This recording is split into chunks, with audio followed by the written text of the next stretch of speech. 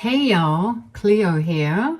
Man, I've been through some serious stuff in my 35 years on this earth, but the drama with my sister, Eileen, after our dad, Walter, passed away, just took the cake. To give you some context, my childhood was rough from the very start. When I was just 5 years old, my mom straight up dipped one random Christmas morning. No explanation, no nothing. She just pieced out and left me, my little sister Eileen, who was 3 at the time, and our dad, Walter, to fend for ourselves. Dad didn't take it so well, obviously. He started struggling with some real mental health issues, which meant most of the responsibility for running the house fell on my tiny shoulders from a very young age. I'm talking cooking, cleaning, making sure Eileen got to the school on time. The whole 9 yards.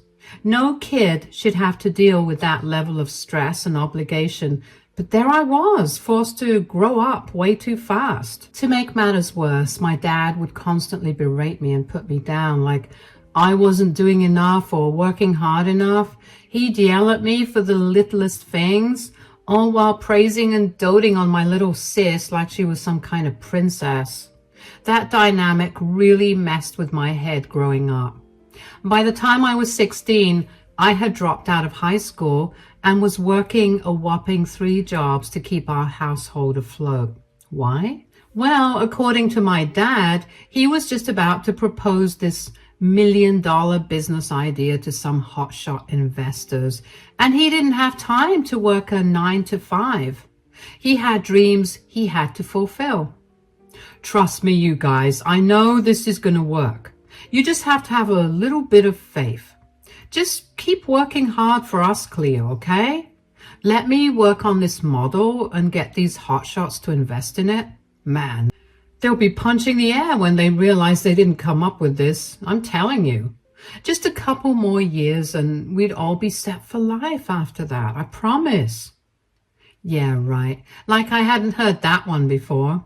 You see, my dad had this nasty habit of filling our heads with these big dreams and empty promises so he didn't have to be the one putting in any real work. Of course, this big break never came, leaving me as the family's workhorse and sole breadwinner, while Eileen got to breeze through life without a care in the world. That whole messed up situation filled me with so much anger and resentment towards my dad and sis. They were like this delusional duo stuck in dreamland. And by the time I turned 20, I'd had enough and got the heck out of that toxic environment to finally start living my own life on my own terms. Of course, the fam didn't take that lightly, and let's just say we had an argument that most of these reality TV shows would kill to replicate IRL. What? What do you mean you're leaving? I mean exactly that. I can't take it anymore. Why do I have to be the one to take care of everything? You two do nothing in this house. My whole life has been thrown away taking care of you two, and I'm sick of it. Cleo, you sound like a spoiled brat right now. How dare you speak to us like that? How dare you treat me like this? I'm sorry Mom left. Don't you dare. Look, I know it's hard, but Mom left us too. You don't get to breeze by life expecting me to pick up where she left off. You're a grown man. You're a parent, for God's sake. Start acting like it. Cleo, you know that's not fair. Dad has been going through a lot. We've all been going through a lot. Where's my grace, huh? When do I get the chance to sit back and relax? You know he's sick. He has a lot going on up there, and it's hard. I don't care anymore. I can't keep being the emotional punching bag you two want to take your frustrations out on. So what? You're just gonna leave, huh? Just like your mother? That's not fair, Dad. I'll tell you what's not fair. Having to lose two of our family members, and not because of anything crazy like a car accident or cancer, but all because they wanted to. How selfish are you, Cleo, leaving like this after everything? Really? Clearly, you two don't get it. And that's okay. I didn't tell you this to have a debate about it. I told you because it's common courtesy. Whatever. Just leave. Leave just like how everyone else does. You're a child. Good luck surviving without me and Eileen. God, I hope you realize that you're better than this. I hope you find the strength one day to leave. Don't try and poison your sister with your delusional thoughts. You're calling me delusional? Pray tell, how is your business model going right now, The one that was so impressive and so lucrative? Where's the money, Dad? That's it. Get out of here. Just go. I was already leaving. You will not try and convince your sister of your lies. Eileen, don't listen to her. She's clearly lost her mind. Don't you worry. Everything's going to work out for us. We don't need her. For the next decade, my dad and I barely spoke. Eileen tried to coax me back into the house on several occasions, but I wasn't having any of it, especially since my dad was being such a sourpuss about everything.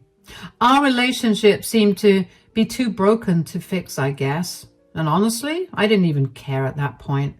I was chasing my own dreams, busting my butt to make something of myself without having to rely on anyone else's empty word. Things were decent for those 10 years. I managed to get my GED and I began working in customer service. And I was also working as a retail sales associate. I wasn't rich by any means, but life was simple and quaint and cute. And I thoroughly enjoyed working for myself and not for anyone else. Then, right around my 30th birthday, I got this frantic call from Eileen begging me to come back home because our dad had fallen seriously ill. Part of me didn't want to go after how they both treated me, but the other part knew I'd regret not making things right before it was too late. So I hauled myself back to that house I had happily escaped years prior, and I have to admit I was pretty shocked by what I found. Somehow, some way, my dad had actually made a modest name for himself in the business world after all those years of chattering and waffling. I was darn near impressed. He was no millionaire by any means, but he was definitely a lot more well off than when I had left. I could tell because the house got some serious upgrades. Everything looked newer and cleaner. We even had a pool in the backyard. Things were looking great, and I would be lying if I said I didn't feel a pang of jealousy and resentment, seeing them live the life that I would have killed for. Unfortunately, though, all that money in the world couldn't save him from the cancer diagnosis Eileen and Walter had been keeping a secret from me for some time. Apparently, he had been battling it for 3 years before that point. When I heard that, my heart just sank. Once it became clear the situation was grim, Eileen finally came clean to me so I could have a chance to make peace with our dad before he passed. Those final months with Walter were heavy, to say the least. After all the years of distance and bitterness between us, we were suddenly trying to make up for so much lost time in such a short window. Part of me still resented him for the crappy childhood he subjected me to, but I tried to let that go in those final moments that we had left together. Cleo, after all these years, I don't know what to say. You don't have to say anything, Dad. Eileen told me everything. Although, even if she didn't tell me anything, seeing you now confirms everything. I know, I look terrible. No, you look strong. Like you've been fighting for a long time. I have. Why didn't you reach out to me sooner? We thought you were still mad. I mean, I am, but this is serious. I could have helped you guys. We didn't want you to worry. We didn't want to ruin your life. Please, I've been worrying since I popped out of the womb. I'll always worry. Oh, Cleo, how we've missed you. Surprisingly, though, I actually found myself bonding more with Eileen than I ever had before, too. See, while I'd been out chasing my dreams, my little sis had been making her own waves in the business world too. It turns out she was this up-and-coming female entrepreneur, always preaching about women's empowerment and independence. Not gonna lie, I was low-key proud of her for that. I also couldn't help but notice after those few months that she was pregnant too, which was a total shock, considering the circumstances. Never in a million years did I expect my sis, the workaholic career woman, to be starting a family in the middle of our dad's health crisis. But hey, I tried not to judge. Even when she started acting pretty darn cold and detached about the whole thing. Strange. Once my dad passed away with both his daughters by his side, Eileen's behavior went from odd to just downright disturbing. She suddenly became this heartless, calculated woman, dead set on rushing through the funeral and getting to the will reading as quickly as humanly possible. She literally said this to me 10 minutes after Dad passed. Okay, so let's get this funeral thing started, no? I don't have time to waste. Eileen, it's been like 10 minutes. We don't have to do anything now. We can just, grieve. Well, I'd prefer if we get this show on the road. I have things to do, like I said. Do you want to stay here and deal with the mortuary guys? I have a meeting I have to go to. Eileen, what the hell is wrong with you? What? He just died, Eileen. Practically right in our arms. Can you stop being so business savvy for 2 minutes? Oh, honey, don't you know time is money and I have none to waste? Wow, you really changed, huh? Yeah, Cleo. It's called growing up. Funny, I remember you saying those exact same words to Dad right before you abandoned us. I didn't say them to you. I was telling Dad. And wait a minute. I didn't abandon you guys. You have no right to play the saint right now, Cleo. You don't know how hard things were when you left. Dad threw me right into making plans for myself not long before he got his diagnosis, okay? And he taught me that time stops for no one. If I wanted to make a name for myself, I had to work my fingers to the bone. So please don't come here with your high and mighty stuff. I don't have time for it. I, being the overthinker I am, kept trying to give her the benefit of the doubt. Maybe she was just coping with the grief in her own way. Maybe the pregnancy hormones were making her loopy. Whatever the reason, I figured I'd give her some space for the time being until we could actually talk things through. Well, that night after I finished preparing my dad's body for burial, my attempt at being the bigger person utterly backfired. When I finally got home, hours after saying goodbye to our father and sorting out the details with the hospital administrator and social worker, Eileen snapped at me out of nowhere. She started chewing me out, calling me every name under the sun for reasons I couldn't even begin to understand.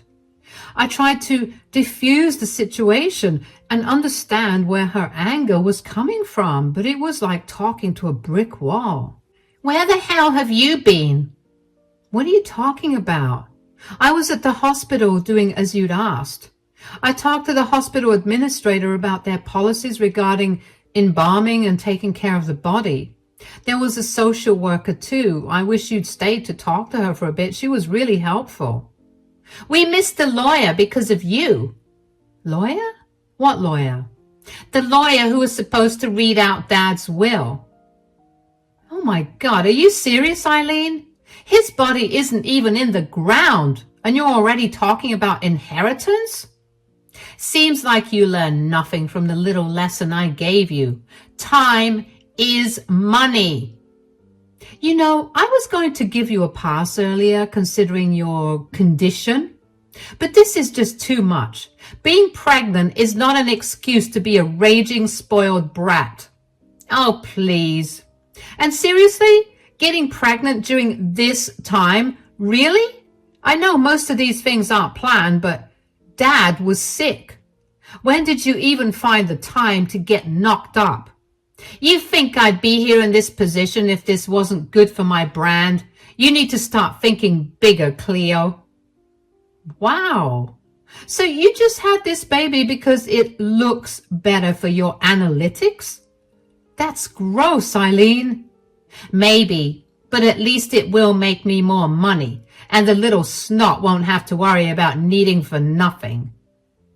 You still haven't told me who the father is, you know. Where is the guy, anyway? Is he a deadbeat or something? Oh, please, Cleo, you need to stop watching all of those soap operas. I got a donor. Really? Yes, really. Is there anything wrong with that? An independent woman not needing a man anymore? I didn't say that, Eileen. I just worry about you. Well, you don't have to worry about me anymore, okay? I'm a grown woman. You forced that onto me the day that you left. We're going to go to the lawyer's office on Wednesday. Had to reschedule since someone was taking their sweet time at the hospital. I'm sorry if I was grieving, okay? You grieving? That's rich. You wouldn't know the first thing about grief. You weren't here watching him fall apart slowly for those years. It was tough, Cleo. Your puny brain wouldn't even be able to comprehend the amount of stuff we went through. You wouldn't understand. She went on like that for another 5 minutes, just giving me an undeserved ear lashing. But I took it. Once her outburst was over, Eileen stormed off to her part of the house, and I was just left standing there stunned. For the sake of keeping the peace, I decided not to escalate things further, for the time being at least. But I'd be lying if I said I wasn't curious about what the heck had gotten into my own flesh and blood. So while Eileen was catching some shut-eye, I waited till the coast was clear and did a little bit of snooping around.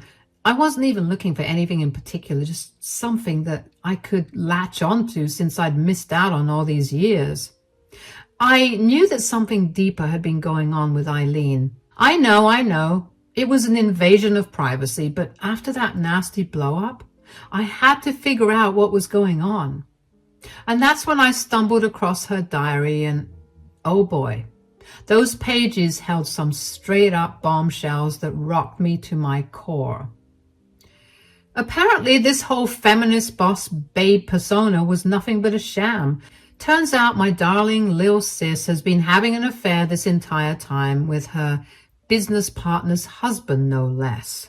And get this, according to Eileen's own written words, she was actually pregnant with the guy's baby, but she didn't want anyone finding out because it could jeopardize this massive business deal they had in the works. I sat there in stunned silence, reading entry after entry, chronicling Eileen's despicable actions. So much for being an empowered, independent woman making her own way, huh? More like a lying, cheating homewrecker stabbing her so-called mentor in the back on top of everything else. Part of me wanted to march right up to Eileen that second and demand some answers.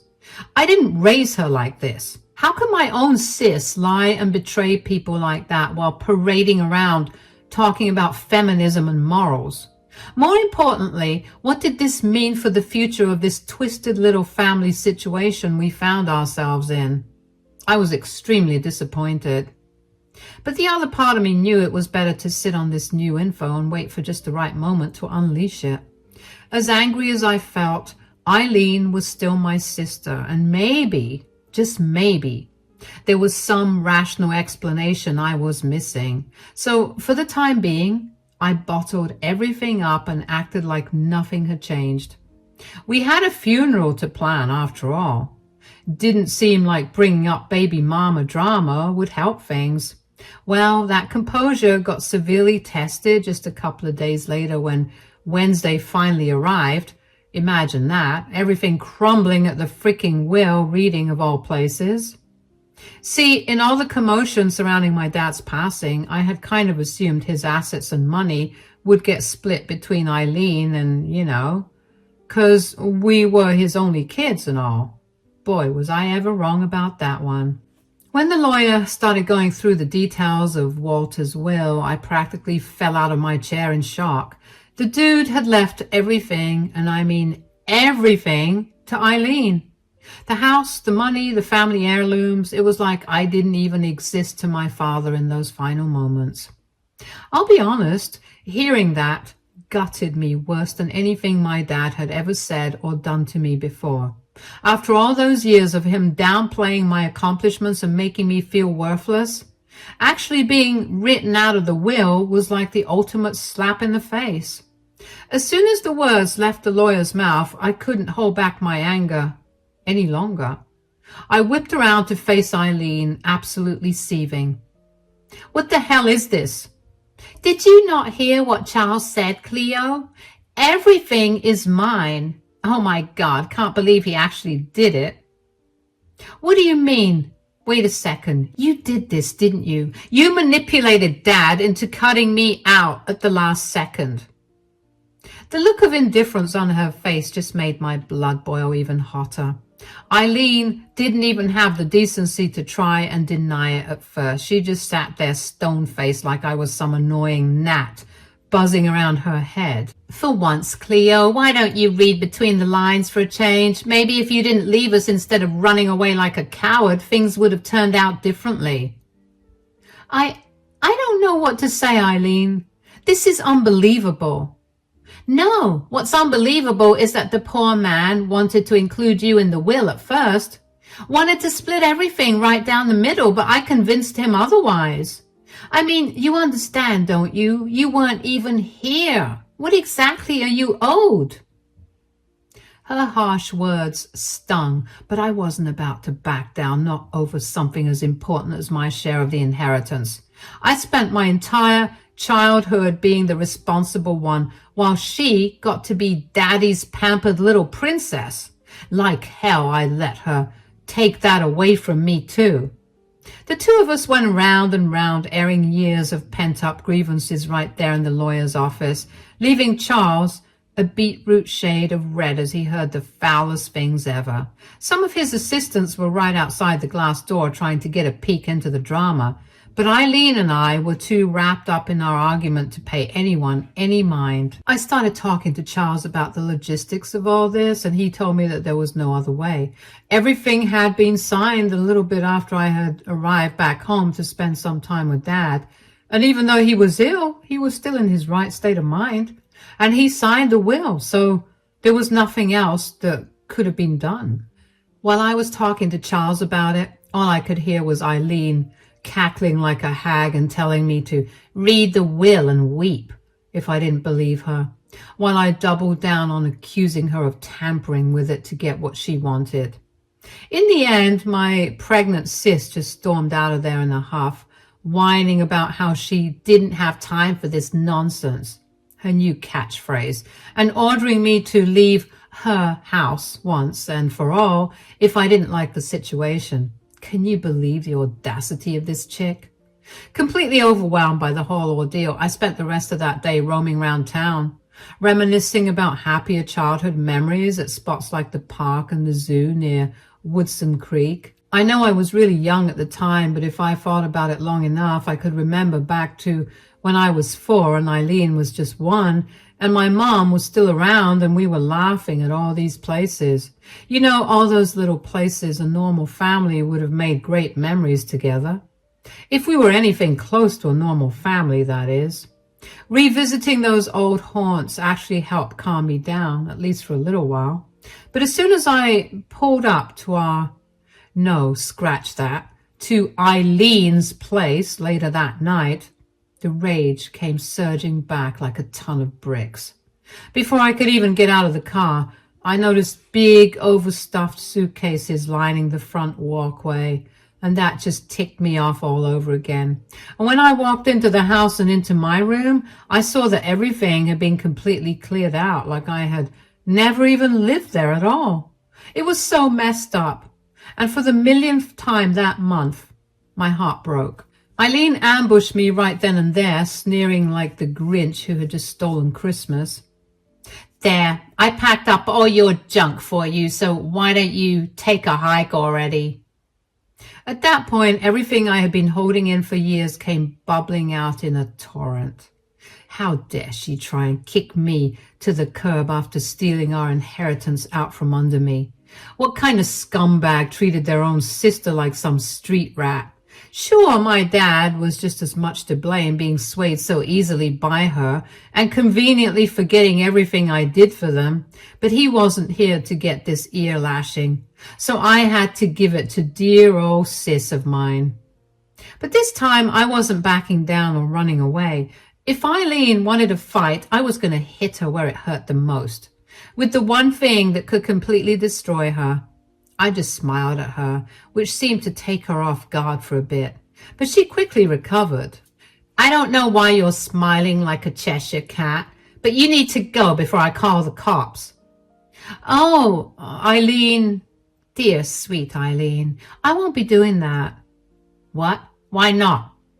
I couldn't help myself. I started laughing, which made Eileen even more nervous and aggressive.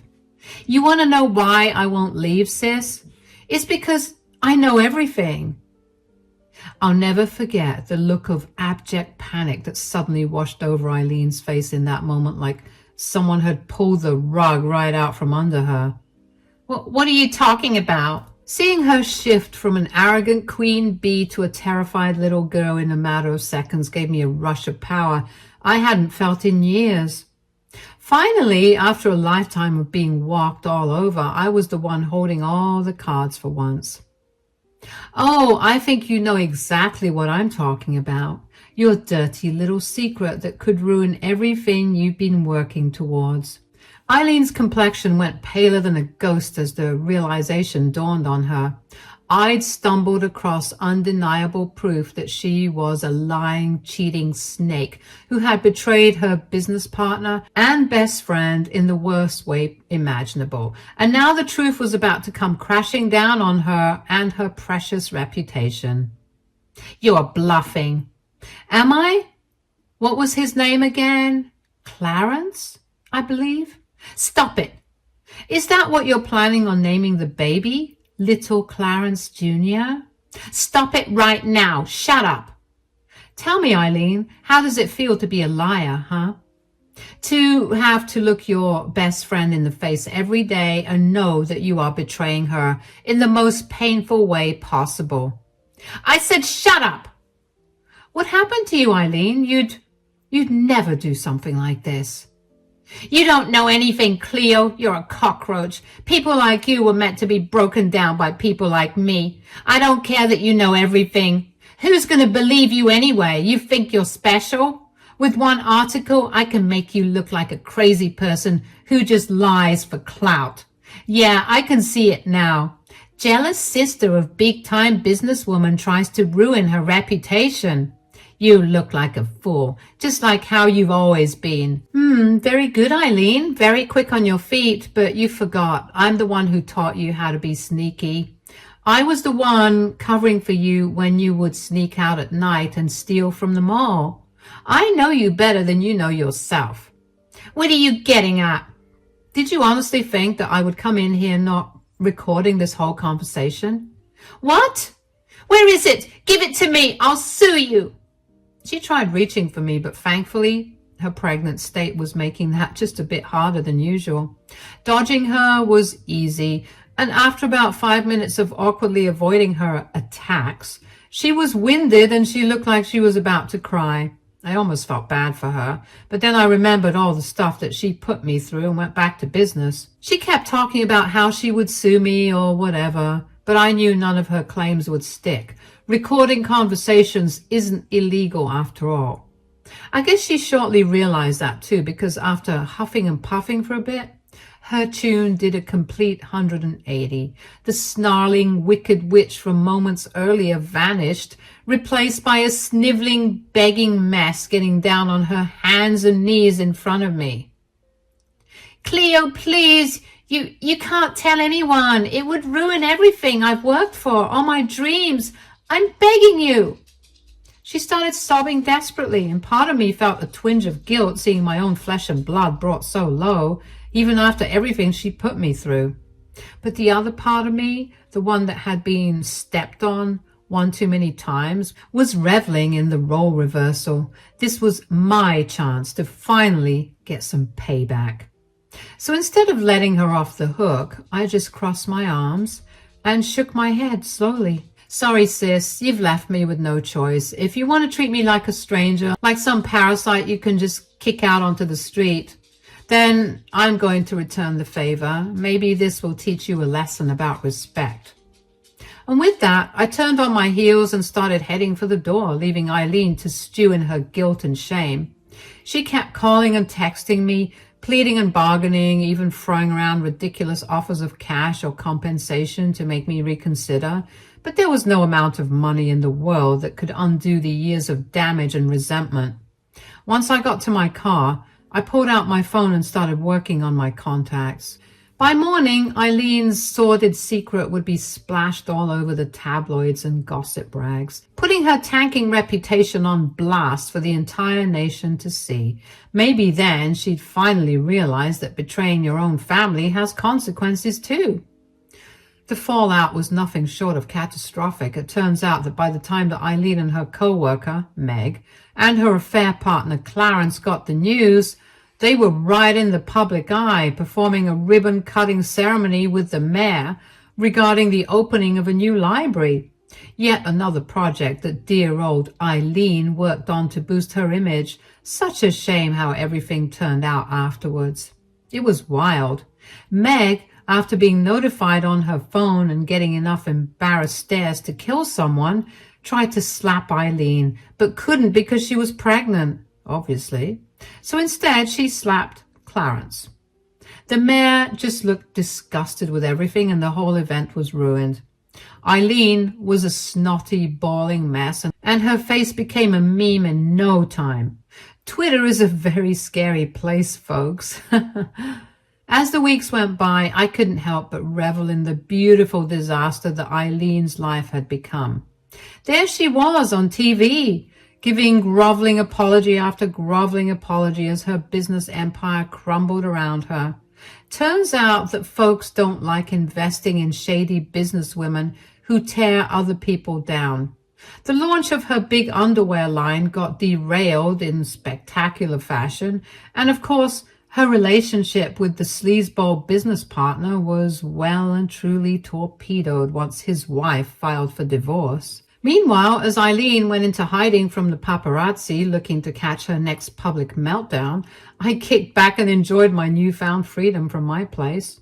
All those years of her treating me like trash, calling me a waste of space and a disappointment, everything was finally coming full circle in my favor. Did I feel even a shred of guilt over the mental anguish I was putting my own sister through? Maybe just a little, if I'm being completely honest. But at the same time, playing by the rules and being the bigger person had gotten me nowhere for decades.